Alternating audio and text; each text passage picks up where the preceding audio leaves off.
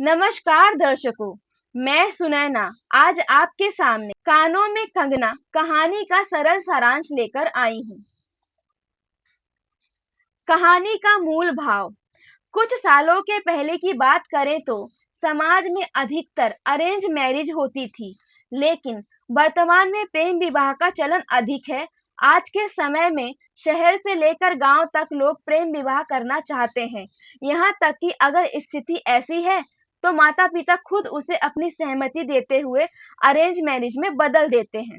साथ ही साथ आपने लोगों को ये भी कहते सुना होगा कि माता पिता द्वारा तय किया गया विवाह से ज्यादा प्रेम विवाह में तलाक देखने को मिलते हैं।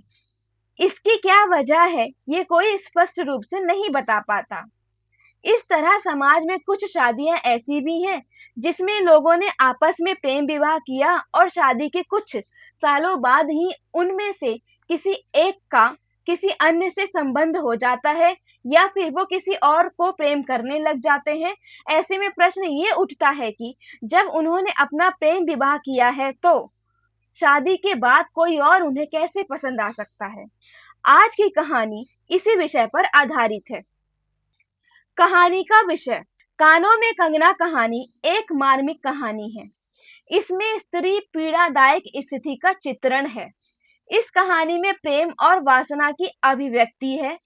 प्राकृतिक सौंदर्य का वर्णन और उसके शरण की चिंता दिखाई देती है। कहानी में दुष्यंत और शकुंतला का वर्णन किया गया है। ये कहानी 3 खंड में विभक्त है। नरेंद्र द्वारा किरण को कंगन पहनाने की कथा, योगेश्वर द्वारा किरण को नरेंद्र को सौंपना, नरेंद्र के गृहस्थ जीवन का पतन होना। कहानी में काव्यमयी भाषा का प्रयोग है। अनुप्रास अलंकार का प्रयोग ज्यादा किया गया है। साथ ही मुहावरों का भी प्रयोग किया गया है। ये कहानी मैं शैली में लिखी गई। कहानी का सरल सारांश। इस कहानी का नायक नरेंद्र है और नायिका किरण है। कहानी की शुरुआत होती है। नरेंद्र पूछता है, किरण, तुम्हारे कानों में क्या है? नरेंद्र किरण के पिता को गुरु दक्षिणा के रूप में 2 कंगन देने के लिए लाता है। उसी कंगन को किरण लेकर अपने कानों में पहन लेती है। किरण के रूप सौंदर्य का वर्णन करते हुए लेखक ने उसे भोली और चंचल दोनों कहा है। लेखक किरण के रूप सौंदर्य का वर्णन करते हैं प्रकृति के उपमानों का इस्तेमाल करते हुए। नरेंद्र ने किरण के कानों से कंगन उतार लिया और उसे किरण के हाथों में पहनाने लगा। वो किरण से कहता है, आज की ये घटना मुझे मरते दम तक न भूलेगी। ये भीतर तक बैठ गई। ऋषिकेश के पास एक सुंदर वन है जहाँ योगेश्वर अपनी कुटी बनाकर रहते हैं। योगेश्वर नरेंद्र के पिता के मित्र हैं। नरेंद्र के पिता ने योगेश्वर से धर्म के सब ग्रंथ पढ़ने के लिए कहा था। नरेंद्र ने गुरु दक्षिणा के रूप में जो कुछ योगेश्वर को दिया था, उन्होंने वो सब लौटा दिए। उनमें से सिर्फ 2 कंगन किरण उठाकर ले जाती है और उसे कानों में पहन लेती है। नरेंद्र कहता है, जिस दिन उसने धर्म ग्रंथ से मुंह मोड़ा, उसी दिन कामदेव ने वहां जाकर उनकी किताब का पहला सफ अर्थात पन्ना उल्टा। अर्थात जिस दिन नरेंद्र के ग्रंथ पढ़ने का कार्य समाप्त हुआ, उसी दिन उसे किरण के प्रति प्रेम का एहसास होता है। नरेंद्र या किरण के बताए बिना ही योगेश्वर सब समझ जाते हैं और दूसरे दिन किरण का हाथ नरेंद्र को सौंप देते हैं। कहते हैं, अब मैं चला, किरण तुम्हारे हवाले है। शादी के बाद नरेंद्र और किरण मुरादाबाद में रहने लगे। वहां 2 साल बीत गए।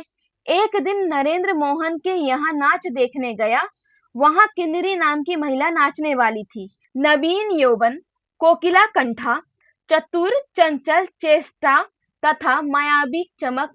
अब चित्त को चलाने के लिए और क्या चाहिए। नरेंद्र किन्नरी को देखकर उस पर मोहित हो गया। किन्नरी नाचने वाली नहीं, नचाने वाली थी। उसने नरेंद्र को अपने इशारों पर नचाना शुरू कर दिया। नरेंद्र किरण को भूल गया और किन्नरी के झूठे प्रेम में पड़ गया। 5 महीने हो गए, लेकिन नरेंद्र के ऊपर किन्नरी का चढ़ा नशा नहीं उतरा। नरेंद्र ने बनारसी साड़ी, पारसी जैकेट, मोती का हार, कटकी कर्णफूल सब कुछ किन्नरी को दे दिया। किरण के पास कोई गहना नहीं बचता है। लेखक ने कहा है, दिन भर बहानों की माला किरण के गले में और मोती की माला शाम को किन्नरी के गले में नरेंद्र डाल देता है। अर्थात किरण से बहाने बनाता रहता है और घर की सारी संपत्ति किन्नरी के ऊपर नरेंद्र लुटाता रहता है। एक दिन सारी बातें किरण को पता चल गई और किरण पछाड़ खाकर गिर गई। उसके आंखों से एक भी आंसू नहीं निकला और ना ही नरेंद्र को उस पर दया आई। खुद की गलतियों पर ना ही पछतावा हुआ। एक रात बहुत बारिश हो रही थी और नरेंद्र को किन्नरी ने निराश करके अपने पास से लौटा दिया था। वो सोचता है, उसके हाथों में अगर एक अंगूठी भी होती तो वो किन्नरी को दे देता और उसके साथ समय गुजारता। घर पहुंचते ही वो जूही को बुलाता है, कहता है, किरण के पास जो कुछ भी बचा हो वो फौरन मांग लाओ।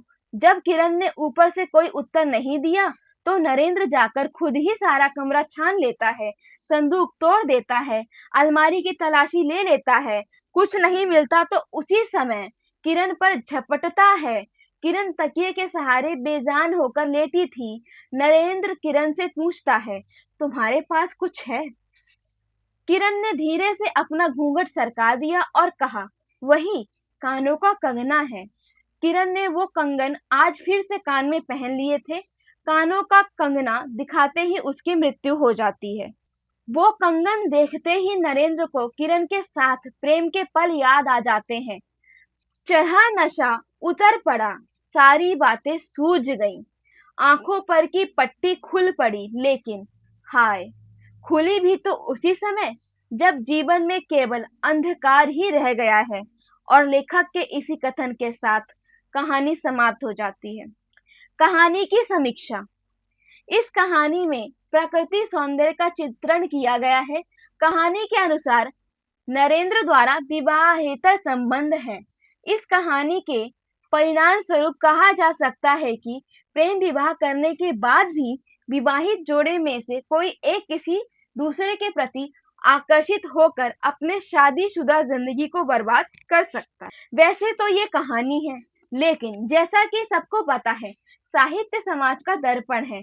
इसका मतलब समाज में कुछ इस प्रकार की परिस्थितियां मौजूद। वहीं एक चीज और देखने लायक है, स्त्री और पुरुष दोनों के द्वारा किए गए एक ही कृत्य के परिणाम और सजा अलग अलग होती हैं।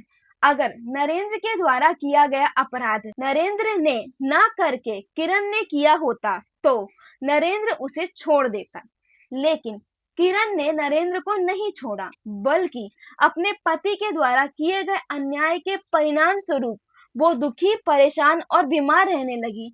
अंत में उसकी मृत्यु हो जाती है। किरण की मृत्यु नियति नहीं थी, बल्कि नरेंद्र के द्वारा उसे नजरअंदाज करके किन्नरी के साथ बनाए संबंध के कारण हुई। इस कहानी में स्त्री के दो रूपों का वर्णन किया गया है। एक तरफ किरण है जो अपने पत्नी धर्म का निवाह तब भी करती है जब उसका पति किसी और को उसके अधिकार दे देता है। दूसरी तरफ किन्नरी है जो नरेंद्र को तभी तक अपने पास आने देती है, रिश्ता रखती है, जब तक वो उसे धन दौलत विलासिता की वस्तुएं उसके लिए लाता रहता है। तो दर्शकों, श्रोताओं, पाठकों, आपने ये कहानी सुनी, जानी, समझी। आपके अनुसार आप पर इस कहानी का क्या प्रभाव पड़ा है? आप इस कहानी के विषय में क्या कहना चाहते हैं, वो आप मुझे कमेंट करके जरूर बताएं। तब तक के लिए आप इंतजार कीजिए दूसरी कहानी का। ये कहानी हिंदी नेट जीआरएफ के पाठ्यक्रम में लगाई गई है। अगर ये कहानी आपके किसी भी ये कहानी नेट जीआरएफ के पाठ्यक्रम में लगाई गई है, अगर आपके लिए ये कहानी किसी भी प्रकार की सहायता प्रदान करती है तो कमेंट करके बताएं, और अगर कोई कमी रह गई है तो वो भी आप कमेंट के माध्यम से जरूर बताएं, ताकि अगली वीडियो में उसका सुधार किया जा सके। धन्यवाद। फिर मुलाकात होगी अगली किसी कहानी के साथ।